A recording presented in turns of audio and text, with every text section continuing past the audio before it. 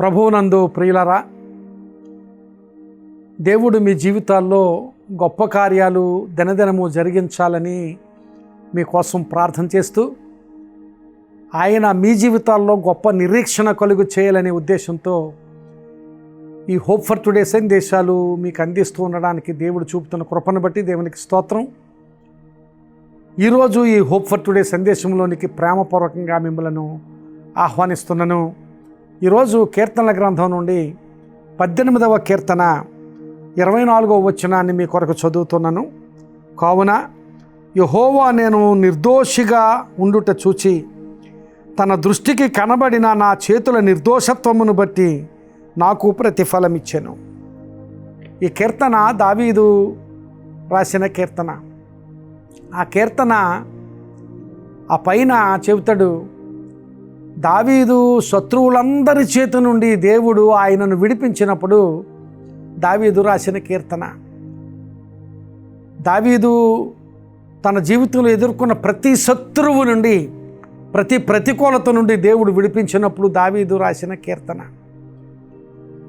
నా నిర్దోషత్వమును బట్టి, నా జీవితంలో మంచి స్థితిని బట్టి దేవుడు నాకు ప్రతిఫలం ఇచ్చాడు, దేవుడు నాకు ఆశీర్వాదం ఇచ్చాడు, దేవుడు నాకు విడుదలనిచ్చాడు అని ఒక గొప్ప సాక్ష్యాన్ని దావీదు అక్కడ చూపిస్తున్నాడు. ప్రియులరా, గమనించాలి, నిజమే, మన జీవితాల్లో మంచి జీవిత స్థితిని కలిగి ఉన్నప్పుడు, విశ్వాస జీవిత స్థితిని మనము కనుపరిచినప్పుడు ఆ మంచి జీవిత స్థితి, విశ్వాస జీవిత స్థితి వృధాగా పోదు.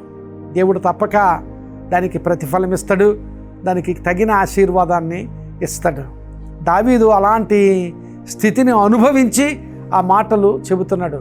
ఆపత్కాలమున పగవారు శత్రువులు నా మీదకి వచ్చినప్పుడు ఆయన నన్ను ఆదుకున్నాడు, నన్ను వారి నుంచి కాపాడాడు అని, వారి చేతుల్లో నుంచి దేవుడు నాకు విడుదల దయచేశాడు అని ఆ కీర్తనలో ఆ కీర్తనకారుడైన దావీదు చెబుతూ ఉంటాడు. నిజమే, ఆపత్కాలంలో in the day of disaster God rescued me అని చెబుతూ ఉంటాడు దావీదు. నిజమే, ఆపత్కాలమున ఆపద సంభవించినప్పుడు ఆపదలో నుండి దేవుడు మనల్ని విడిపించేవాడు.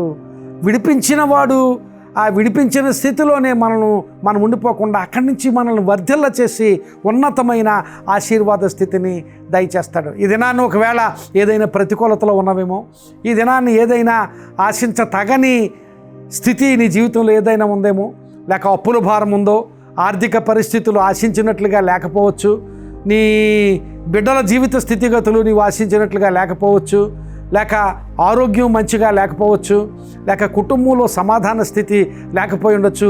ఎలాంటి ప్రతికూలత ఉన్నా ఆ ప్రతికూలతల నుంచి దేవుడు తన ఆశీర్వాద స్థితిని నీ జీవితంలో కలుగ చేయగలిగేటట్లుగా నీ నిర్దోషత్వాన్ని దేవుని సన్నిధిలో నీవు కనుపరచగలగాలి. నిర్దోషమైన జీవితం జీవించగలగాలి. దేవుని యందు అచంచలమైన విశ్వాసం కలిగి ఉండాలి. ఆ స్థితిలో నీవు ఉంటే దేవుడు తప్పక నీ ప్రతికూలతను అనుకూలతగా మారుస్తాడు, నీ లేమిని సమృద్ధిగా మారుస్తాడు, గొప్ప ఆశీర్వాద స్థితిని దేవుడు నీకు ఇస్తాడు.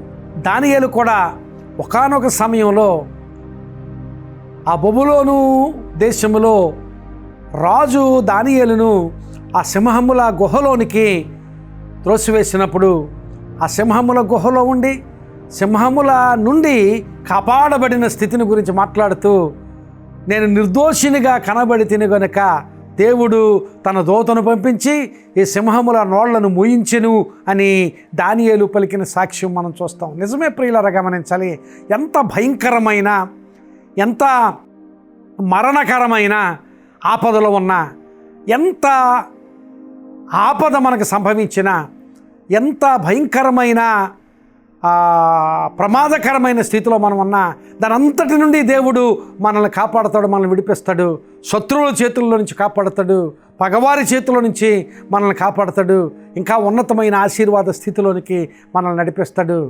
అయితే మనం నిర్దోషులంగా దేవుని సన్నిధిలో కనబడాలి.